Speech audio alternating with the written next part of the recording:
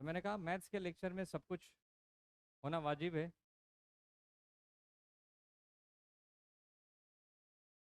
Sir दर्द होना, नींद आना, है ना, क्या बोलते हैं अभी, क्या कपकपी लगना, फ्रस्ट्रेशन होना, एक्साइटमेंट में आ जाना, चिड़चिड़ाहट, सरसराहट, सारे कुछ दिमाग में फैले। ये मैथ्स के लेक्चर का बहुत नॉर्मल बिहेवियर रहता है स्टूडेंट्स को क्लास में। बहुत लोग फ्रस्ट्रेशन को, बहुत लोग एक्साइटमेंट को, बहुत लोग वाइब्रेशन को, बहुत लोग क्या करते हैं, इरिटेशन को दूर भगाने के लिए क्लास से ही बाहर चले जाते हैं। बाहर जाएंगे फ्रेश एयर लेके, फिर वापस आ जाते हैं। बोला अब बैठा नहीं जा रहा नहीं जा, चल क्या रहा है भाई, थोड़ा बाहर से घूम के तो आओ पहले एक नजर।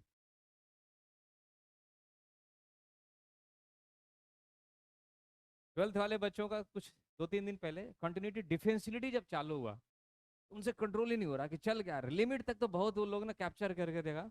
अच्छा left hand limit, right hand limit, क्योंकि 11th में पढ़ा रखा होता है, तो थोड़ा ठीक है सर, एक्सेप्ट हो रहा था। जब क्वेश्चंस आगे बढ़ते गए ट्वेल्थ वाले लेवल पे और लिमिट के साथ कंटिन्यूटी आए, तो लगा दोनों तो सेम ही चीज है। फिर भी वो हजम कर रहे थे। जैसे ही डिफेंसिलिटी आया, left hand derivative right hand derivative की बातें होने लगी, बोर्ड तो पूरा भर जाता है left hand derivative right hand derivative के फॉर्मूले, डेरिवेटिविलिटी की पूरे केसेस में चालू हुआ। और जब मैंने प्रॉपर्टीज लगाए, थ्योरम्स लगाए, और ये पता करना रहा किस पॉइंट पे फंक्शन डिफरेंशिएबल है या नहीं है, मॉडुलस, सिग्नम, फ्रैक्शनल पार्ट, सब पागल हो गए। इतने परेशान हो गए, मुझे याद है उस लेक्चर में नहीं भी तो 30 स्टूडेंट मेरे क्लास से बाहर भागा था। एक एक हर 2-2 मिनट पर एक एक भाग रहा है, हर 2-2 मिनट पे जा रहा, बाहर फ्रेश लेयर लेकर के आ रहा। एक ने तो कह दिया कि सर मेरी हालत खराब है, मैंने कहा मैं तुम्हें छोड़ आता हूँ दरवाजे तक, तुम चल लो। डिफेंसिलिटी की क्लास में इतनी हालत खराब हो गई ट्वेल्थ के बच्चों की, एक्सेप्टेंस ही नहीं, बात और कुछ नहीं था, है कुछ नहीं, ये हजम ही नहीं हो रहा जो सामने बोर्ड पे चल रहा है। एक बच्चा बोल दिया सर ये चल क्या रहा है, ये तो मैंने कभी सोचा ही नहीं था कि ऐसा भी हो गया, हमने तो सर स्कूल में पढ़ लिया था ये चैप्टर, पर आप यहाँ क्या गाना दिखा रहे हैं, मुझे समझ में नहीं आ रही फिल्म क्या चल रहा है। हजम ही नहीं हो रहा, तो उसे लगा कि बहुत इजीली वे में आराम से चलेगा, आराम से आएगा। मैंने कहा बेटा यही है कैलकुलस, और अभी तो मैंने बस शुरू किया है, वी जस्ट स्टार्टेड, है ना। वो तो कही थे, स्टेटमेंट तो बोला ही था मैंने क्लास में। मैंने कहा था वही स्टेटमेंट मैंने बोला था, ये फंक्शन है प्यारे, अभी रोता है क्या, अभी आगे आगे देख होता है क्या। वो फंक्शन के टाइम पे मैंने बोला था। और डिफरेंशियलिटी में तो हालत खराब होगी। अगले दिन फिर टॉपिक चालू हुआ एओडी, 2 लेक्चर्स के बाद एप्लीकेशन ऑफ डेरिवेटिव स्टार्ट हुआ है। पहले लेक्चर में पहले लेक्चर में सब लोग शांत था। पहले लेक्चर में चल रहा है कौन सा, तो तुम्हारा rate measures, error approximation, rate measures, वो स्पीड डिस्टेंस टाइम, इसमें बच्चे बहुत खुश थे, तो मजा आ रहा था, उसमें कोई बाहर नहीं निकला। अगली क्लास में मैंने शुरू कर दिया फिर मोनोटोनिसिटी। अब मोनोटोनिसिटी में 15 मिनट 20 मिनट बच्चे कंट्रोल किए, वो भी क्लास मुझे लगता है कि कंट्रोल किया है।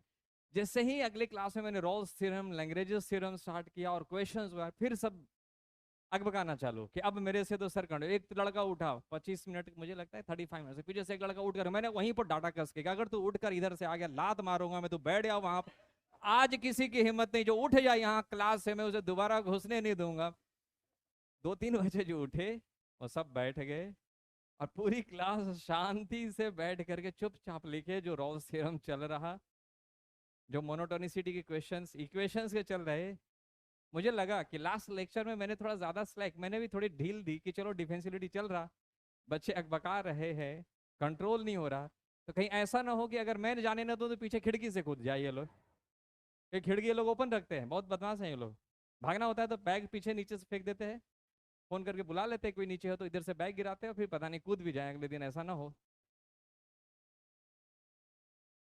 तो फिर मैंने पहले एक स्टाफ से कहा कि पहले चेक कर लो सब लॉक है या नहीं, और उसके बाद फिर मैं सबको बंद करूंगा, और बंद करके मैंने 1.5 घंटे पूरे पढ़ाए एओडी।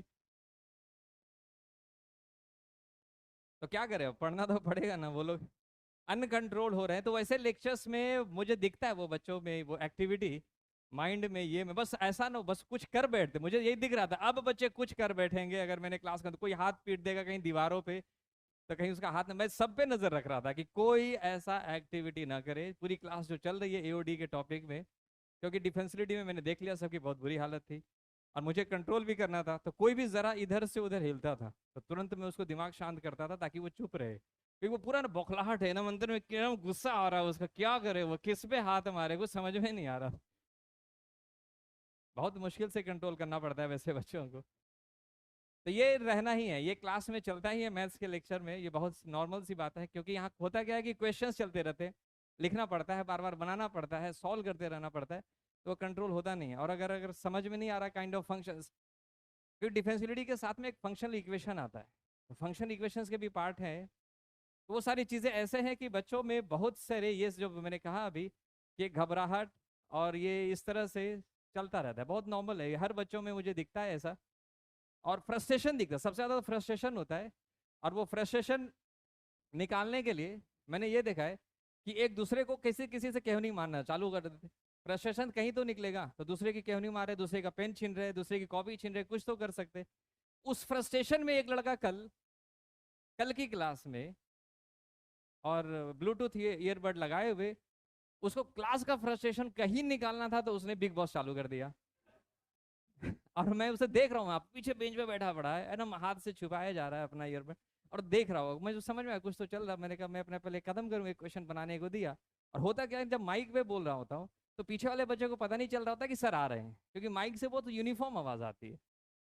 तो मैं सबसे बढ़िया यही करता हूँ कि मैं सवाल देकर जब समझाते रहता हूँ तो मैं पीछे की तरफ बढ़ता जाता हूँ, उसे लगता है सर तो वहीं पर खड़े होंगे, आवाज तो बराबर ही आ रही है। अगर माइक नहीं बोलूं तो लगेगा कि आवाज नजदीक आ रही तो सर आ रहे होंगे। अब माइक पे बोलते बोलते बोलते सच में उसी को दिख रहा था, जब मैं वहां पे बगल में पहुंच गया उसे पता नहीं चला। जब दूसरे लड़के ने उसे उंगली करी कि अरे देख सर बगल में खड़े, तब वो पकड़ा गया। तो इस तरह की एक्टिविटी बच्चे करते ही है। और अभी प्रेशर ज्यादा है ना 12th वालों पर, वो कुछ ज्यादा कह भी नहीं सकता, कर भी नहीं सकता, बोर्ड भी आने वाले हैं। उससे क्या मिल जाता है आपको?